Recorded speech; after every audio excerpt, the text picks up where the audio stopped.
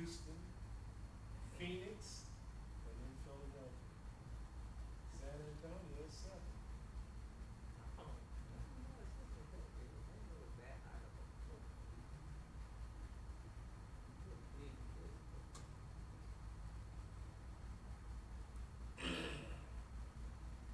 Atlanta's all the way down to 37.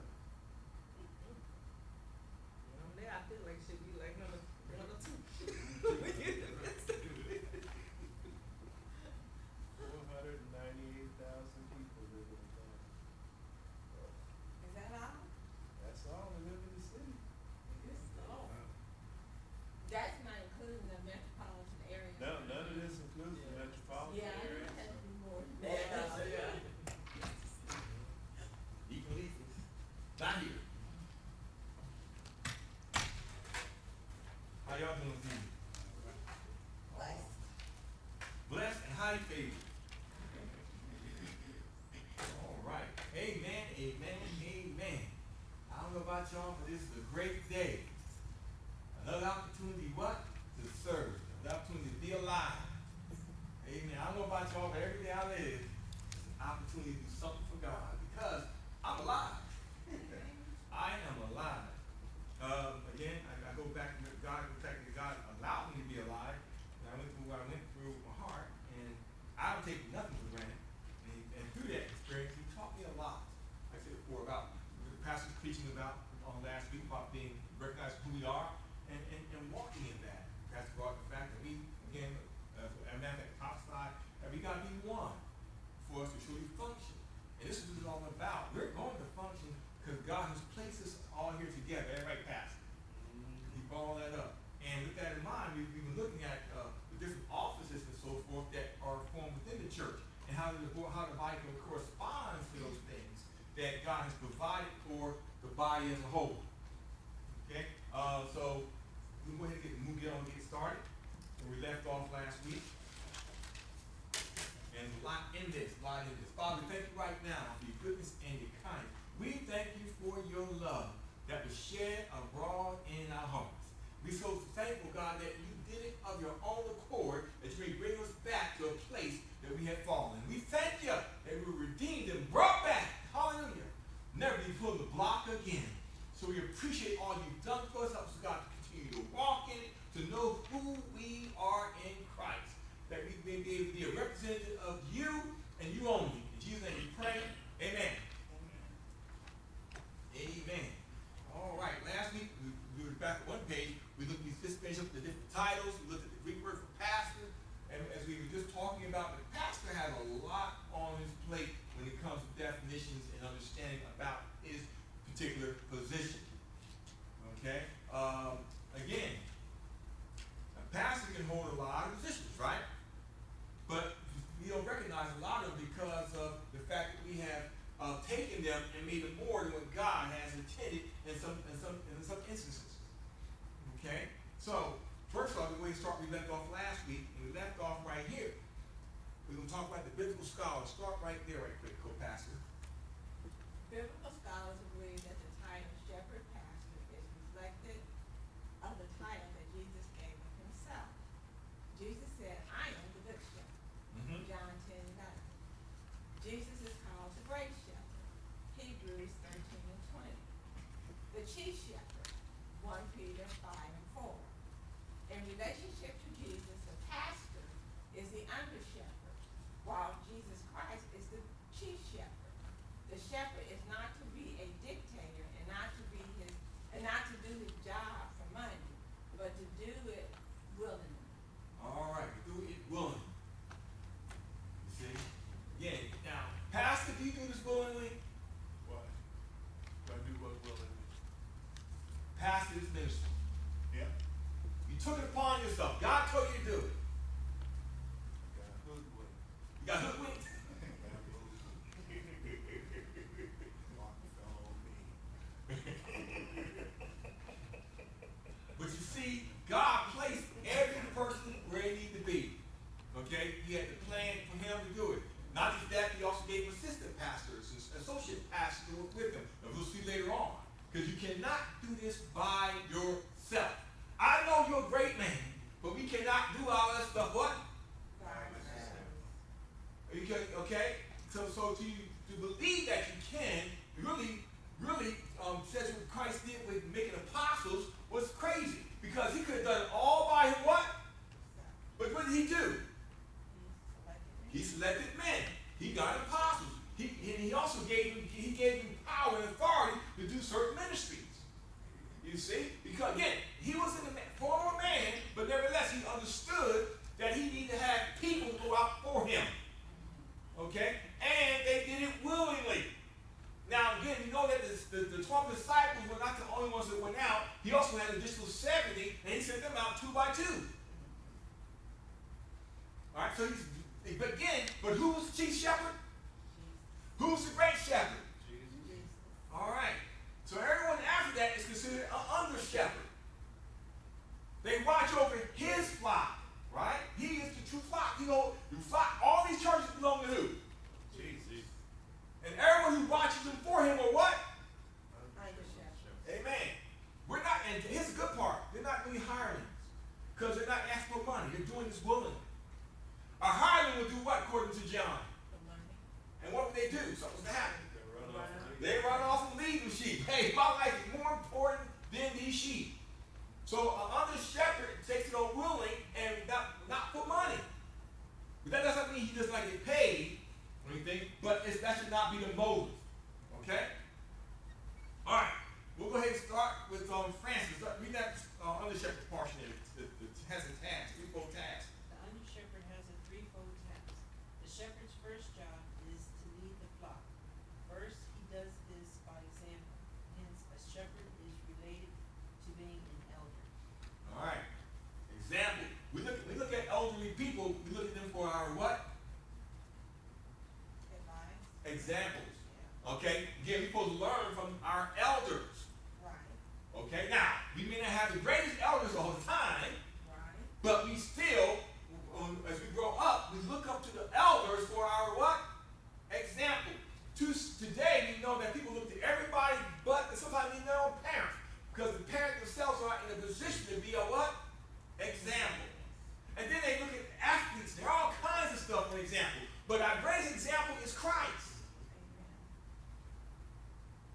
Amen. And the pastor should, not that he should replace Christ, but he should have the heart of Christ to the point where people want to follow him. Because he should be our example. Because if the pastor's rotten, everybody else is going to be rotten.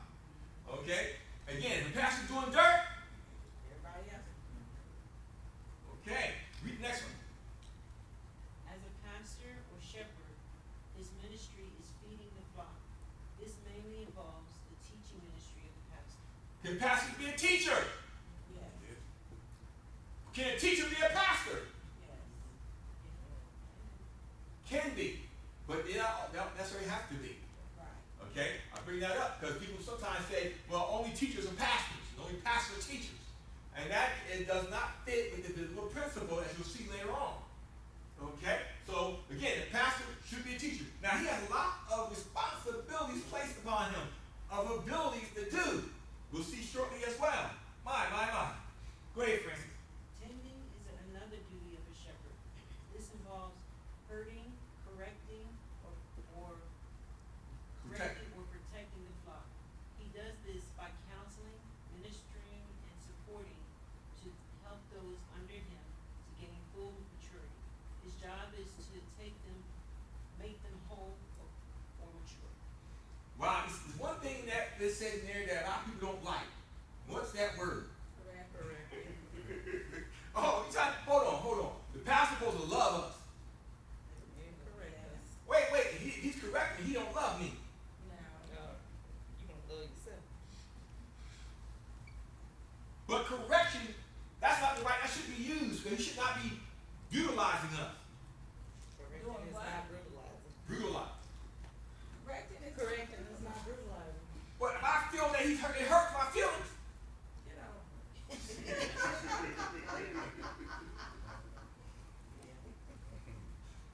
now we do know the word hurting implies what?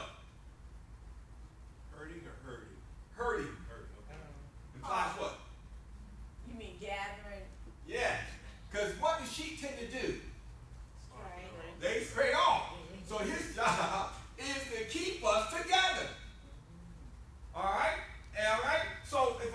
sheep is causing problems, his responsibility is to bring him back into to the fold and bring us together. Okay? He's also supposed to protect us. Unless it's a wolf. Yes, let the wolves go. Then he's supposed to protect us. How does he protect us? Warning us when we're doing what we shouldn't be doing, praying over us for protection, watching, watching when he sees things, counseling us, all those things. Yeah. And again, like ministering the word as he does, giving us the proper instructions as he does, that way we won't fall into the traps. All right. Now again, our pastor has a lot of knowledge in finances, and what did he do? He told us about saving money. And we had a big issue for a while, but what did we come through? We came through all right. Why? Because in the morning. And he gave us the proper protection that we needed, information we needed, so that we could be successful.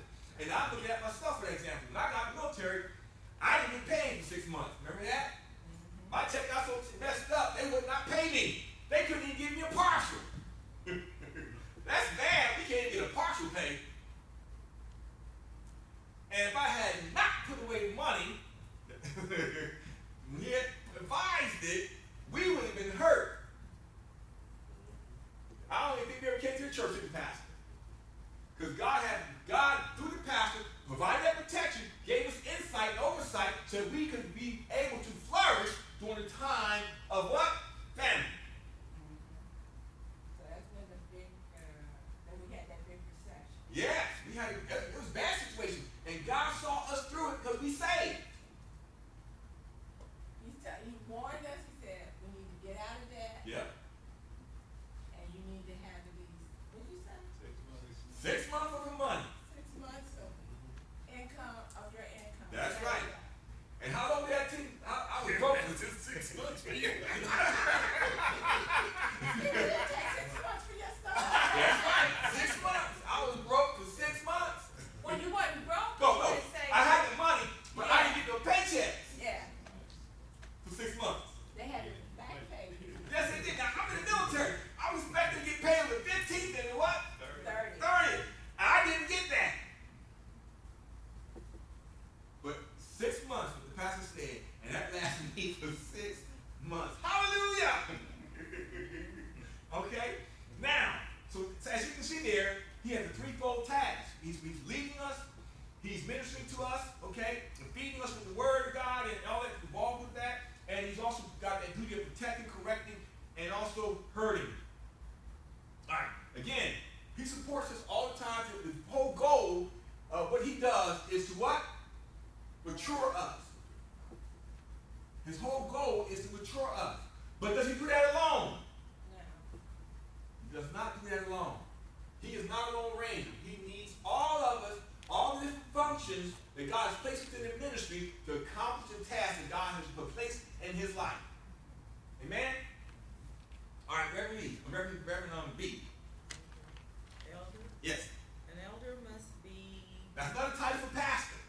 must be of recognized spiritual stature, 1 Timothy 3:6, who could command respect from the people of God to lead the church. Oh, man, you trying to tell me, what that, does it mean I can't just be a novice? No. All right, I am a child minister. I'm anointed. I'm 7 years old. I'm 8 years old.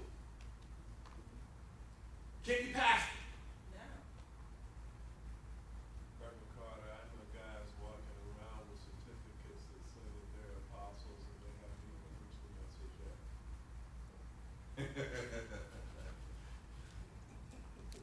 I'm just saying. That's the guy you talked about. Yeah, that's the one I got do not answer. I'm just saying.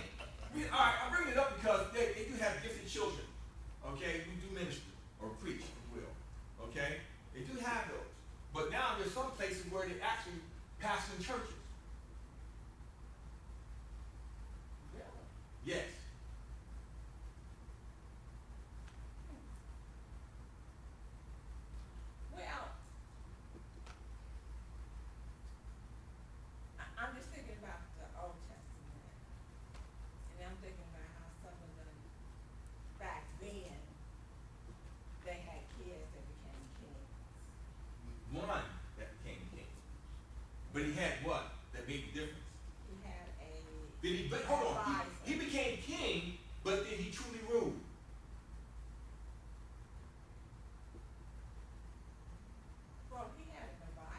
had an advisor that did the work he needed to do to bring him up to a place where he could what? Take over. Okay, they recognized that he was in a position. Mind you now, the kings back then were not so much that they were separate, they were in a lineage. So they had to accept the lineage situation, regardless of age. Today, are we dealing with a lineage issue? No. I just can't imagine a pastor being a kid. The word talks about them being elders. The word talks about them being of age. Paul talked about not being so youthful. You know, there are some churches who have a defined role of what a pastor is supposed to do. Mm-hmm. And in those churches, even a child could fulfill that role because his only expected obligation is to be able to preach on Sunday morning. Mm-hmm. If he does that, there's someone else who takes care of everything else. All they want him to do is to be an effective entertainer on Sunday morning. Mm-hmm. And there's some churches that adults fill those roles as well, because that's the only expectation that the fellowship has over them is that on Sunday mornings they preach. The only time the congregation hears from them, in some cases they don't even live in the same city. I've seen that. They only show up on Sunday to preach and collect the check. Okay, now biblically, is that the true function of the pastor? No, he's not going to pastor. He's not really pastoring, is he? No.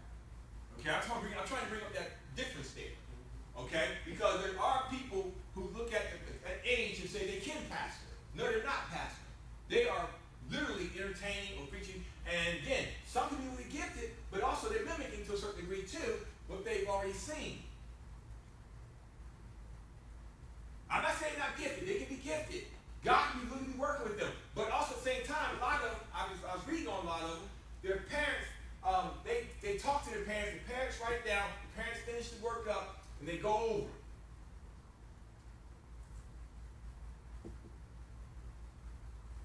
You see? And then he delivers it. Because in some cases, can he really effectively read? Probably not. Depending on the age. Depending on the age. But I'm not putting that down because, again, God can call them in their youth. But at the same time, we as adults have a responsibility to grow them up to a place where they're ready. Because sometimes we push people out when? Too early. And what happens when you push That people? can be any age. Pushing them out too early can be any age. Again, I agree on that point. Yeah. I agree on that point. What I mean, though, is that we have a responsibility as pastors to ensure that they go out when it's time. Right. Again, I go back to myself. When God called me to preach. And I went to the pastor, I'm a preacher. God told me I'm a preacher. He said, brother, go think about it a little moment. Now, God said one thing, he said another thing. Now, I didn't got what God said, and he didn't acknowledge what God said, because he knew I wasn't ready. So I just said, well, then later on, I became a deacon. And I said to myself, that's what God must have really meant, the deacon. So I started doing that. But not realizing he was actually what? Preparing me and training me to walk in the role God has saved. See, but you got to be respectful enough to walk in that first. So that he can grow you up to a position to be able to fulfill the role that God has called you. So yes, Reverend B hit on the money. It doesn't matter. Age does not matter. It matters is whether or not you want to listen, okay, and be advised and be mentored, right? To the point when you're ready to fully take on the what? Work. An elder, recognize spiritual stature. You gotta have a spiritual stature about yourself.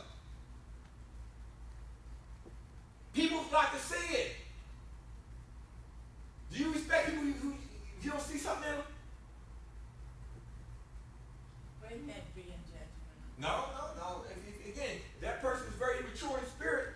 And you notice that about the person. You're not going to what? I'm not going to for any advice. Like I said, you're not going to do that. It's not an issue of that. Any direction or any. They've already demonstrated they're not mature, so why are you going to them, right? I'm not talking, it's not a judgment issue. It's an issue that it's a learn. You're watching them. Bob says not to judge quickly, but you're supposed to watch that person, supposed to work with that person, and see where they are. And then then that's how you gain respect. You see, I'm just saying that's what you have people, that's what people would say. Oh yeah, okay. Yeah. That's what people say. That's what people say. But again, you're right about that. We need to watch out for that. Then we got to go on this part about the qualifications. And we'll go ahead and read some more. The personal qualifications of the church leaders are emphasized. He must be a man of spiritual maturity and age and experience. All right, and now we look at the Bible. Again, how long was Moses on the backside of the mountain? How old was Moses when he started doing his leading? 80. How old? Again, if you look at all the people, they were all of age. When Samuel was first called, was he a young man? Yes. But when did he take over? He's just about 40 when he took over. David was a young boy, but when did he take over? He was a man. If you look at all the principles in the Word of God, a lot of them were called. Matter of fact, one side sounds called from the womb, John 5. But when did he take over? When he was 30. Yes, he was. So in other words, there's a degree of time God can call you before you do the work. Okay? You got to be a spiritual mature age and experience. You have to have some experience. Okay? Go ahead, Reverend B. Some Bible scholars have believed there are some recognizable similarities between the Old Testament priest and the New Testament elder. Both were responsible for being God's representatives before the people of God. Both were responsible for the keeping and teaching of the Word of God. All right, see that? All right. He's represented for who? For God. Okay? And people look at him in that position and say God has placed him there. They see that there. They recognize that there, and therefore they follow after them. Paul said, follow me as I do what? Follow Christ. Okay? Now, go ahead, Reverend B. In the first reference to elders in the New Testament, Acts 11:30, the Antioch Christians are giving money to the elders at Jerusalem. In Acts 15, the elders exercise authority along with the apostles, Acts 12:17. Most apostles were also elders. All right, read about that. That's a true statement there. Go ahead, 1 Peter, right quick. 5:1. And if somebody go ahead and find 2 John 3. 2 John verse 1. And then 3 John verse 1.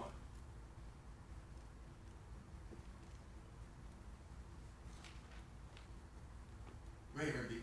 So I exhort the elders among you as a fellow elder and a witness of the sufferings of Christ, as well as a partaker in the glory that is going to be revealed. Okay, after Peter talking to the rest of the people, he's an apostle. He's also considered himself a what? Elder. Elder. Okay. Go ahead, next one.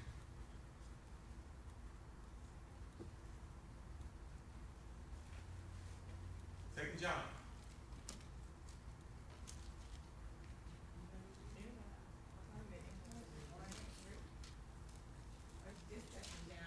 The elder to the elect lady and her children, whom I love in the truth, and not only, but I also all who know the truth.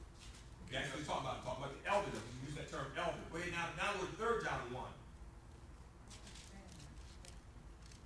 This letter is from John the elder. I am writing to Gaius, my dear friend, whom I love in the truth. All right, so, we're getting to the cross here. Is it trying to emphasize the point of being an elder? One of the people who's in a position here. He wants to identify himself, right?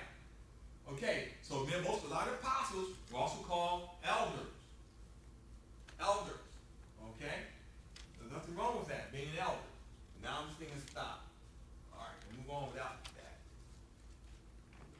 try it, baby. I think you might get it. All right, now, wait, Reverend B. I think this is the next one. Is it Bishop? No, I don't have the next. Yeah, we don't have that, we don't have those charts. Ones we got. Should. No, we start with Bishop. No, I gave it up last week. Oh. Person who wants qualification. Last week, they were on last week, that's why I started with the next set. Oh. Yeah, but we passed out with last week's. Okay. All right, now, we're gonna wait. She's gonna fix this up for us real quick. Okay. I'm gonna turn this, like, turn this air up. I'm freezing. I know y'all know. It's working.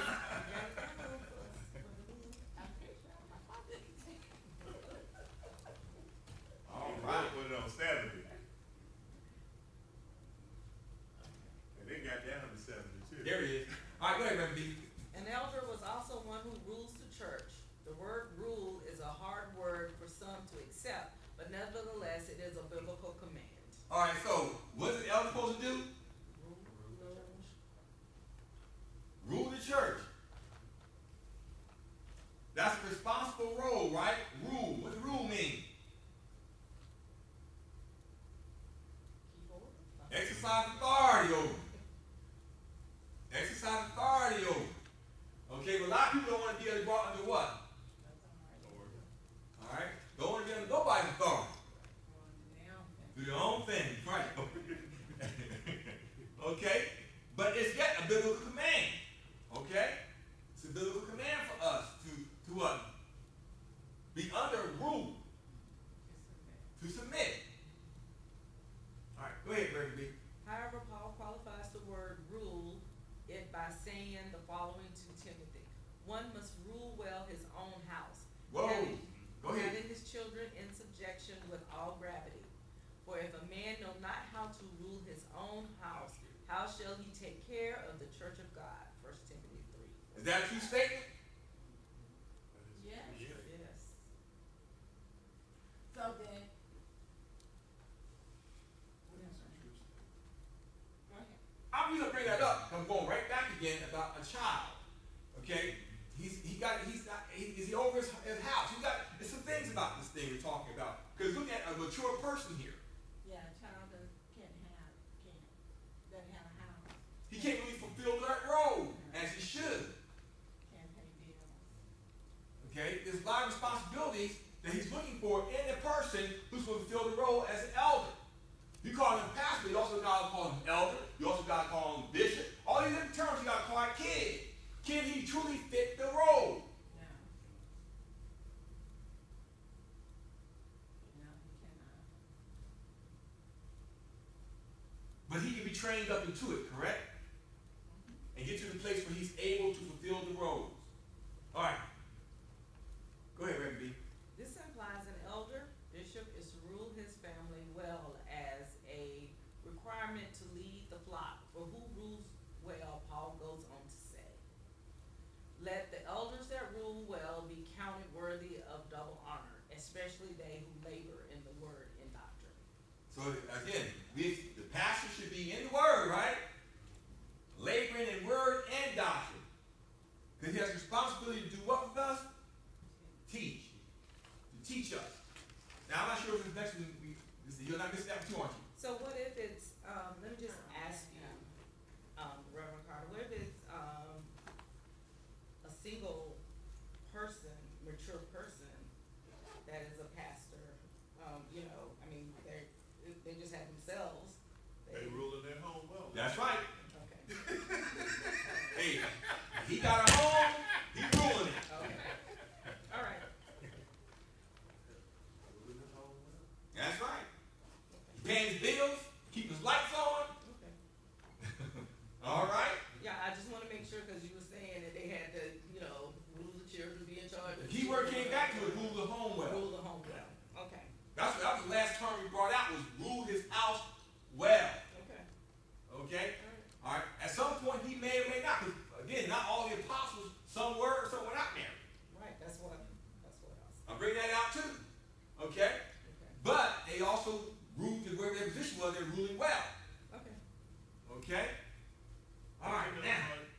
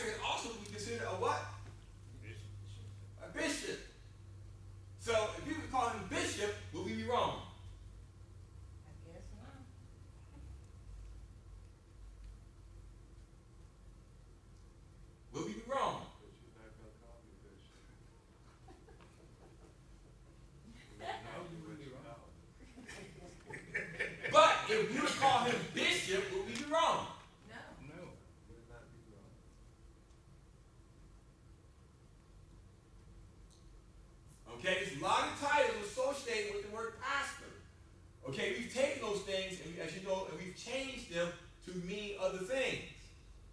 But that does not take away from what God's original intent was for the word. Okay? All right, now we'll go with Sister T. Bishop. Thayer defines bishop as a man charged with the duty of seeing that things to be done by others are done rightly.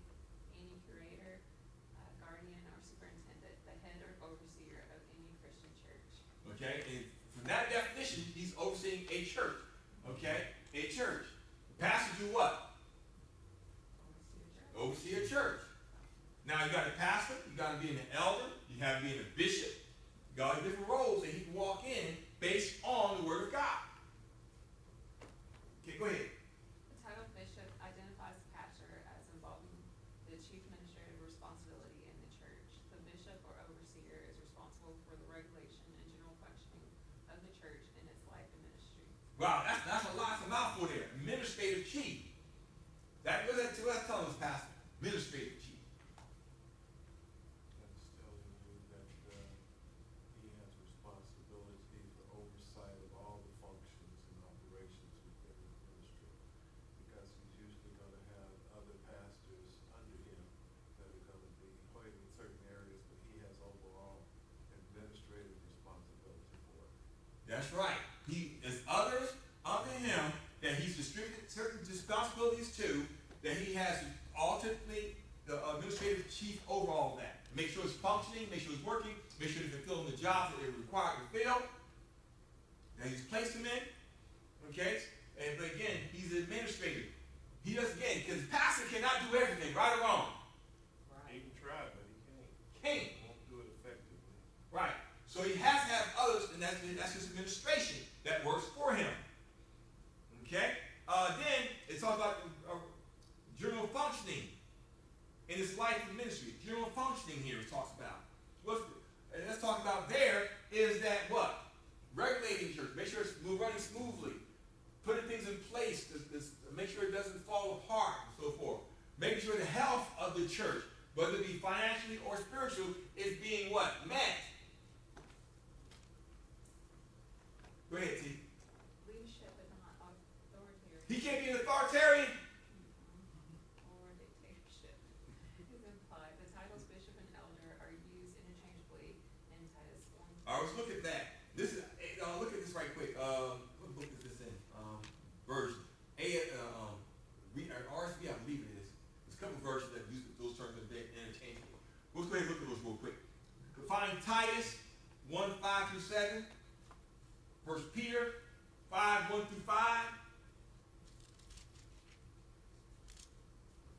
Whoever finds it, read it first, please. Recognize that different versions have it different ways.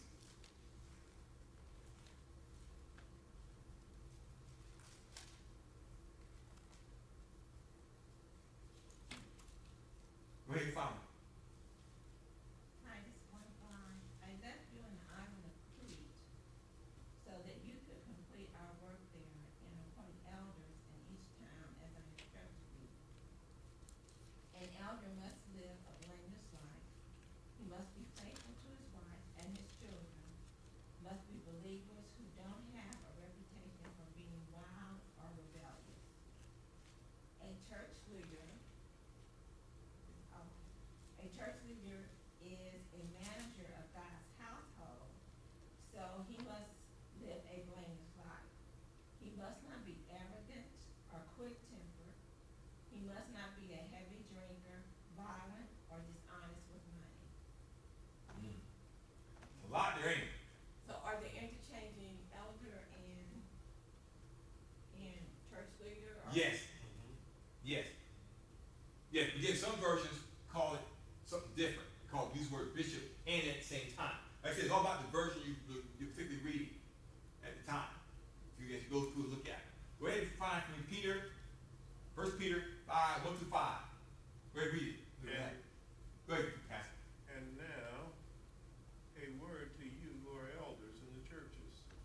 I too am an elder and a witness to the suffering of Christ.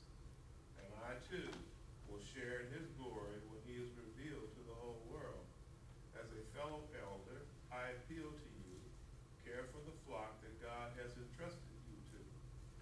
watch over it willingly, not grudgingly, not for what you will get out of it, but because you are eager to serve So God. I exhort the elders of Sorry, Pastor. Was that you? Yes. Oh, okay. I'm so sorry. Don't lord over it.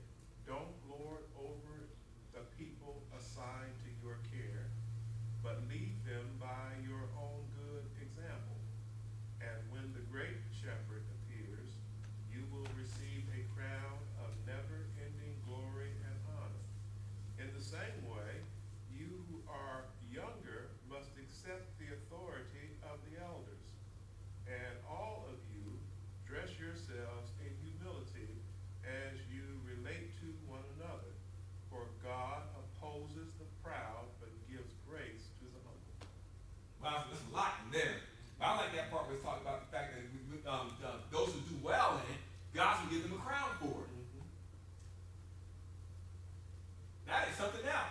So you're getting, he's not serving in vain. God has a plan, and he's going to reward him in the end for fulfilling the role that he called him to. I want my crown. He passed him the crown. Okay? Go ahead, Dee. Also, Paul tells the elders at Ephesus that they should do the work of a bishop. Okay? Now again, like I said, based on the version you're using, that brings that term up. Go ahead, we'll find that real quick. Version you're using. Acts 20, Mm-hmm. 17. Were we at Acts 17:28 or Acts 20? Acts 20. Acts 20. And also go to Acts 20 and 28. Both of them. Go ahead.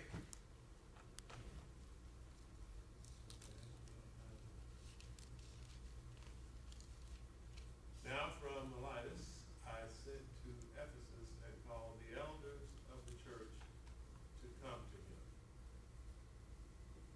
That's the English Standard Version, Acts 20:17. Mm-hmm. Want to keep going? Yes. Find the next one.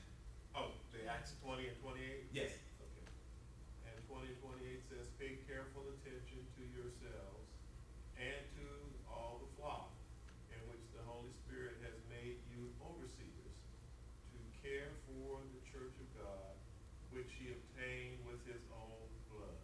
All right. Overseer. Overseer is the same thing as a bishop. He's an overseer. Okay. Now go to the next one. And we're going to start with Brandy on this one.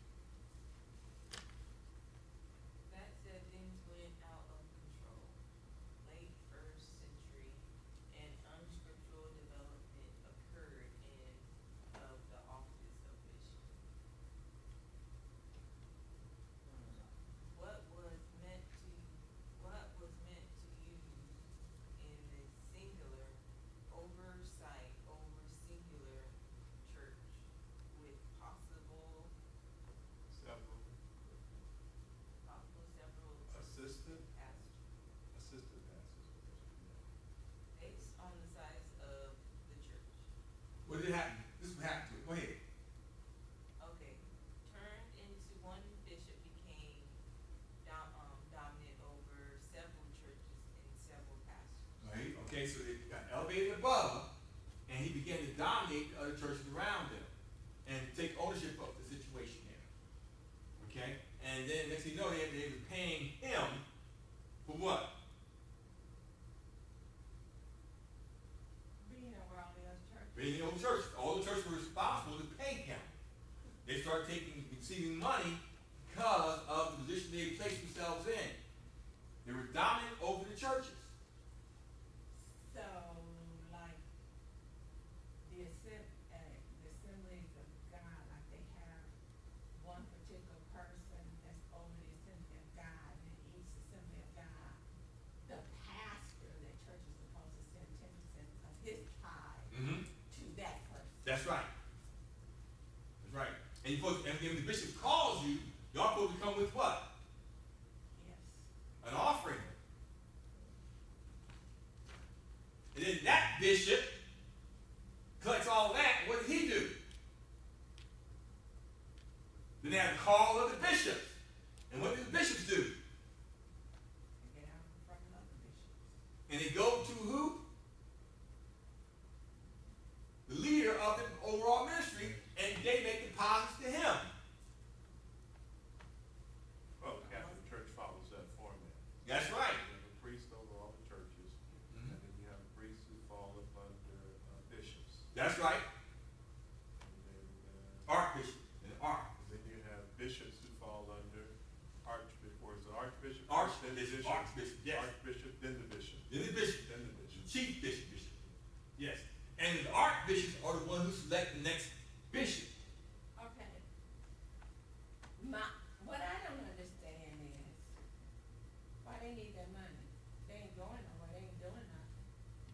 mean, I'm sorry, okay? Maybe I should reword this. Okay, they're not married. Some are. The idea behind it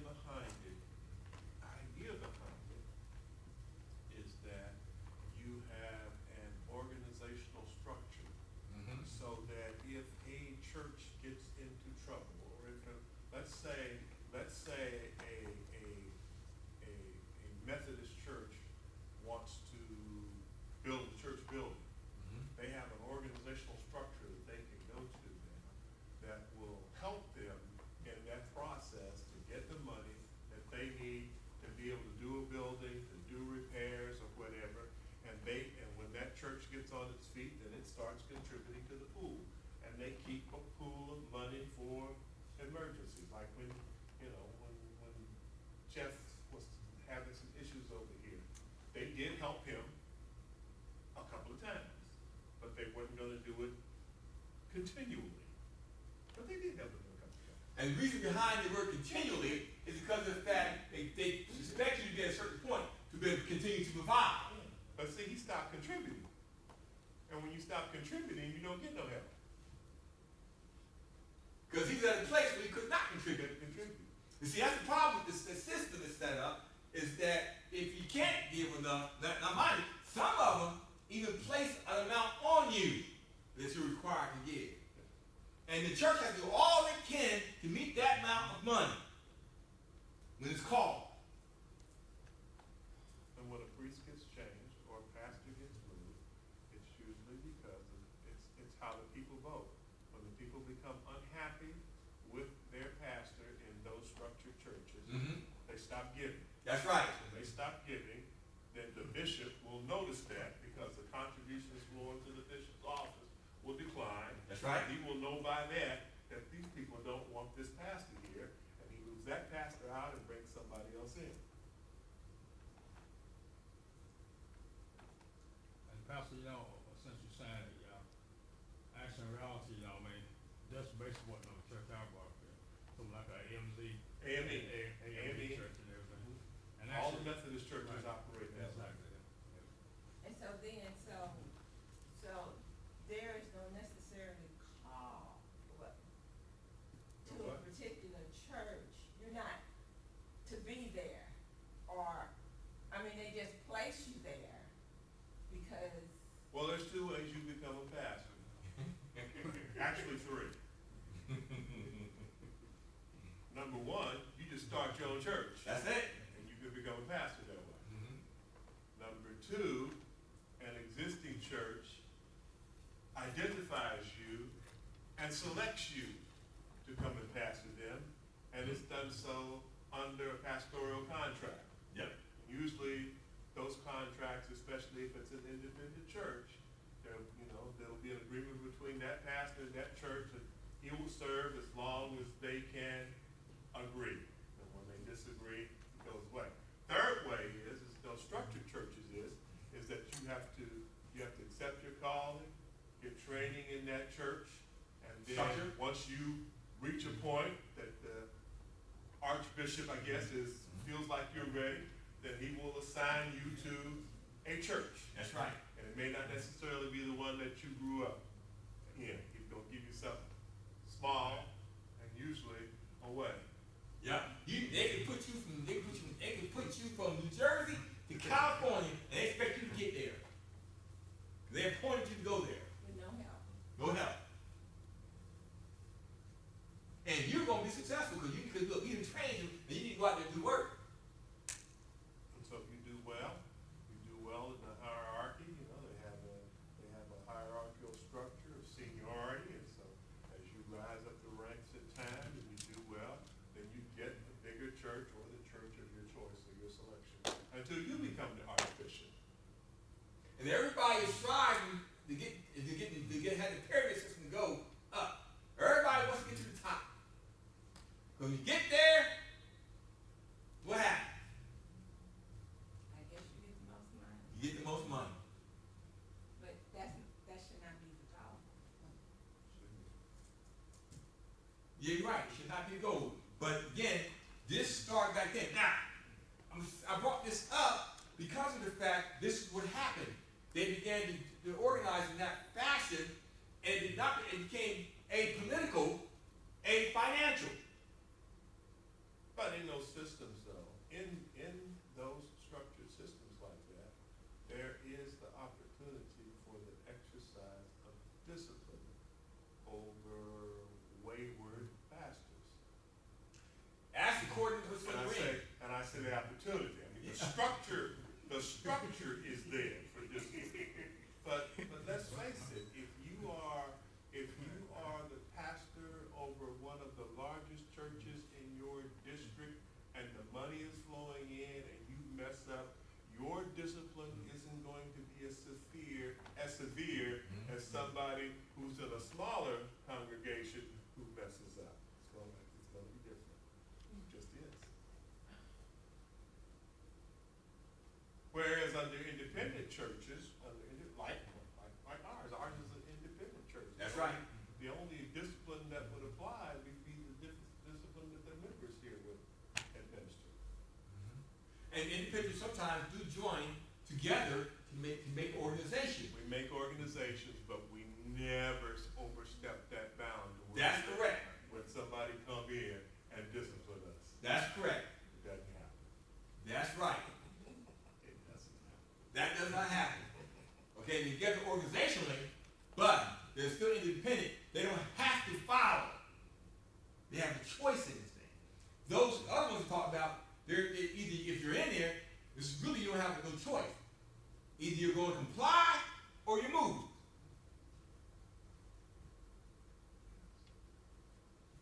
And see, those structured churches, they hold all of your papers, all of your documents. Everything. So if you don't follow their guidelines and they pull all of your credentials, then you have nothing. That's right. You know, since you're saying that, you know, I actually know what the church I was going to. In reality, okay, we got out of it, okay? And like you said, it does. It takes what, a lot. And that was like, you know, to be independent, become independent. Mm-hmm. But again, at the same time, based on what you're giving, based on what your quota for giving is, that could be enough to keep you sustained by your own anyway. However, you're still accountable whether you can use it or need it or not. No matter. You are accountable for that much money. You can raise all the wealth and benefit your ministry, but you can't use it for yourself because you have a responsibility to meet that goal. I've seen that. Well, I'm just thinking about a well-known pastor that tried to pull away from an AME church. Mm-hmm. He was AME Zion, John Cherry. But anyway, I'm just thinking about the people that came. You know, he was a very good teacher, excellent teacher. Mm-hmm. In the word, but to me, when you get into those type of organizations and you have this agreement with them, isn't it wrong for you to say, because I'm doing better or I'm doing better, I don't really need this organization, and pull away from it? I mean, The question is, who owns the building? okay, they own the building. That's the number one question. That's got to be asked in all of this before we quit, is who owns the building? Yeah, they own the building. All right, if the organization owns the building, you got to comply.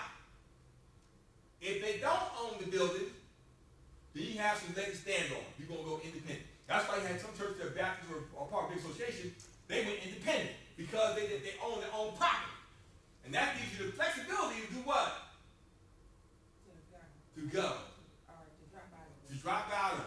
But if you don't own the building, you have to go. And not just that, here's the bad part about it. You can be a very effective minister at that ministry you're in, and they see you so effective there, and you got churches struggling, they will pull you from the ministry and move you somewhere else, even though you need to be there. It don't matter. So you want to be there. Because everything's flowing good there. They're going to move you somewhere where it isn't flowing. You have to work a little harder.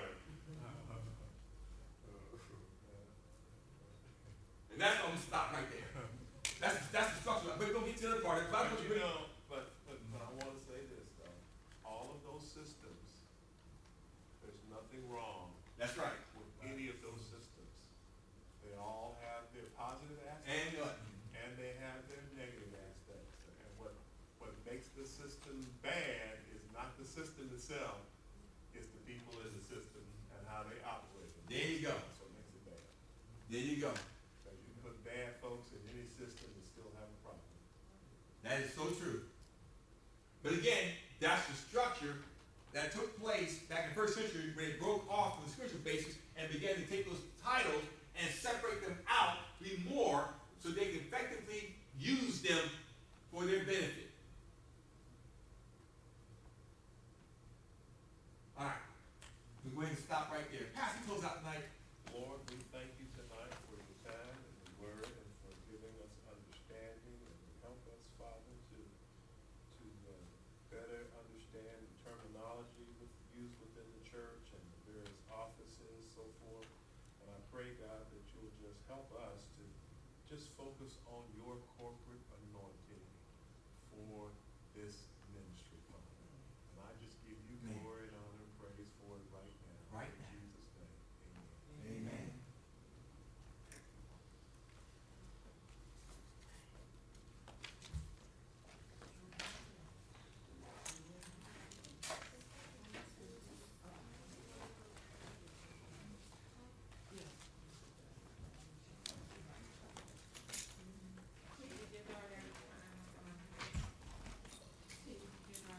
That happened to us in Delaware, right, B? We're in this church.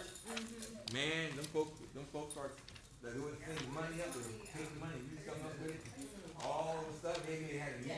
They were gonna use the church. Them folks that came down here and Sunday they was there, next Sunday. we walked in there, all brand new. Everybody sit down like, What in the world? what happened? Wow. It was a good, oh, it was a good. Oh, They were good thing. smelling themselves. They were smelling like the Spirit got me back in there. Not just emotion. Yeah, it was a good time.